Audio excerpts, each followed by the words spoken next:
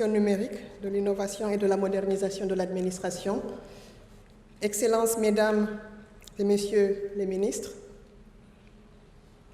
Mesdames et Messieurs les ambassadeurs,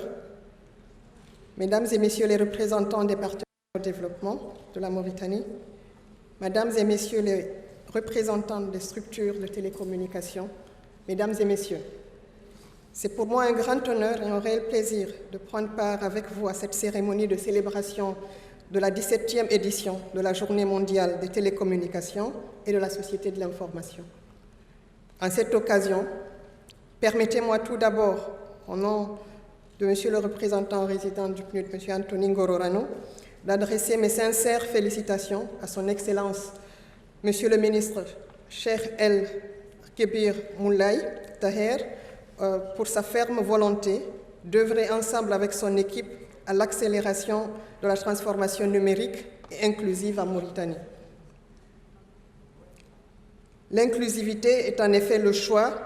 qui a été fait pour le thème de cette année, qui porte sur les technologies numériques au service des personnes âgées et du vieillissement en bonne santé, ce qui traduit la centralité de cette question, car en effet, la frange grandissante de la population est souvent fragile et exclue des processus de transformation numérique. Je saisis donc cette occasion pour réitérer ici notre engagement permanent à continuer à appuyer le gouvernement mauritanien dans ses efforts de développement et d'insertion de tous les citoyens, en particulier les couches les plus vulnérables, pour ne laisser personne pour compte. En effet, qu'il s'agisse de construire des villes plus intelligentes, de lutter contre la discrimination fondée sur l'âge ou sur le lieu du travail, d'assurer l'inclusivité financière, de préserver l'indépendance ou de soutenir le travail médical, les technologies de l'information offrent un vaste potentiel pour améliorer la vie des personnes âgées, de leurs familles et de leur entourage. Ces technologies offrent plus que jamais un potentiel pour accélérer le désenclavement. Ainsi, pour tirer le meilleur parti des possibilités offertes par la 5G, l'intelligence artificielle,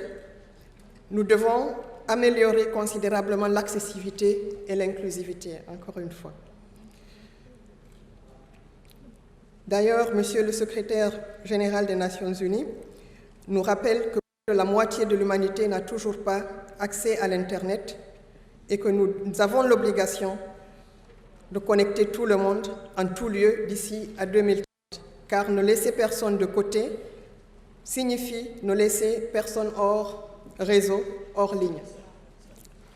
Dans le même temps, nous devons prendre des mesures pour prévenir et réduire les dangers que présentent les technologies de l'information, notamment la diffusion des fausses informations et l'exploitation des données personnelles. Tel est l'objectif qui est inscrit au cœur de nos plans d'action de coopération.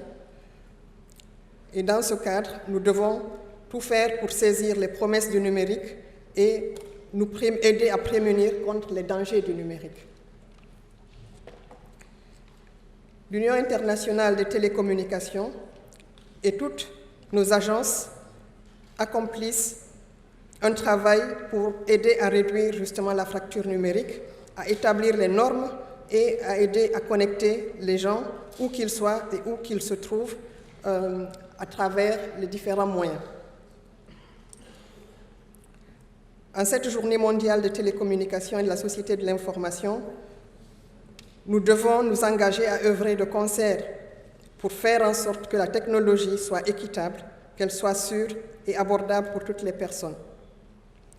Sur ces mots, Excellences, Monsieur le ministre,